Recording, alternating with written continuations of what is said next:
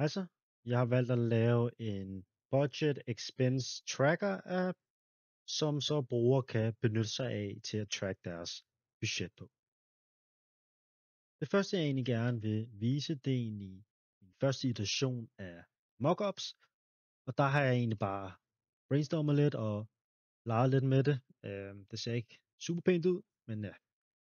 Og så valgte jeg egentlig også at lave en iteration her, som så egentlig er hen af det design, jeg egentlig primært er gået efter, og mange af de her forskellige komponenter har jeg også gjort brug af.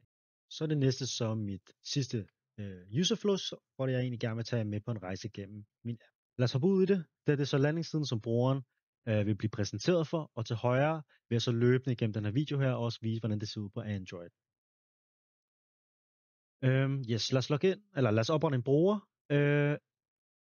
Der skal brugeren så bare skrive e-mail og password, og så efter brugeren så har gjort det, vil man så blive præsenteret for en verificeringsside, som vi ser nu, og så efter 10 sekunder, så vil brugeren så blive omdirigeret tilbage til landingssiden. Og det er så her, hvor brugeren så kan tjekke sin e-mail og verificere sig gennem den. Og sådan der.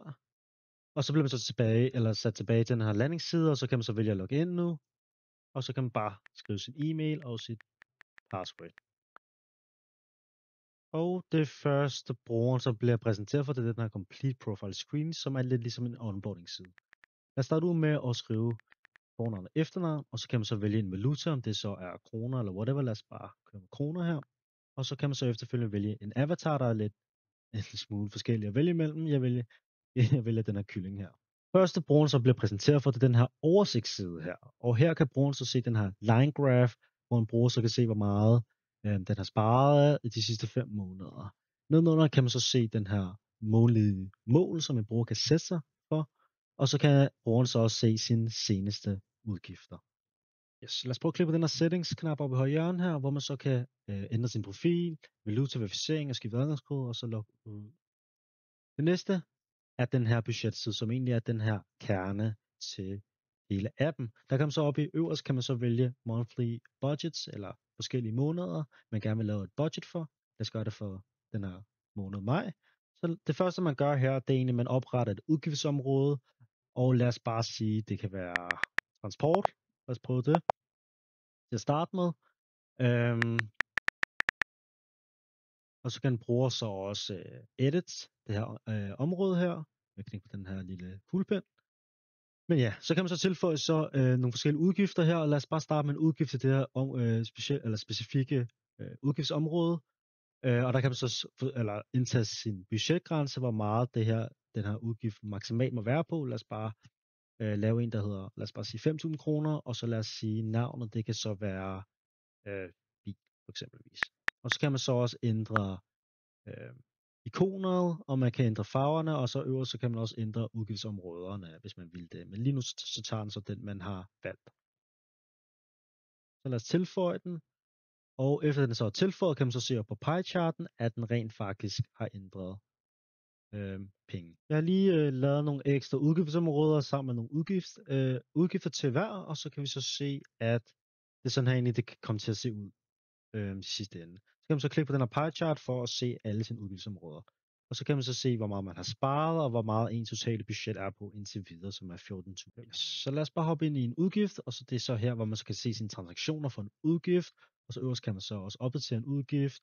Men lad os bare lave en transaktion. Så klikker på den her nye transaktion, og så kan man så skrive et navn til transaktionen. Lad os bare skrive benzin, og så kan vi så skrive, hvor meget den her transaktion er på, 1000 kroner, lad os sige det. Og så kan du også vælge at skrive en note, det er egentlig valgfrit. Og så når den så er loadet, så kan du så se progress-baren øverst, den er så steget med 1000 kroner.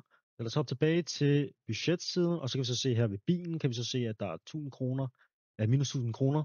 Og så kan vi så også se op i pie-charten, at vi kun har 13.500 kroner tilbage til gode, og vi kan så se, at den her slice color har lagt sig i pie-charten for vores udgiftsområde transport.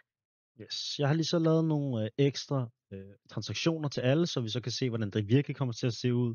Hvis vi bare lige hopper tilbage til oversigt her, har vi så den her line graph, der ser lidt anderledes ud nu. hvor der kommer lidt flere buer på. Man kan så se øverst, hvor meget man har sparet de seneste 5 måneder, og så kan man så se de her forskellige kurver. Den røde er egentlig ens forbrug, og den blå er ens planlagte maksbudget. Og så kan vi så se vores seneste 5 udgifter. Hvis vi lige hopper tilbage til den her budget her, så kan du så vælge øverst, hvilket månedlige budget man gerne vil se og være på.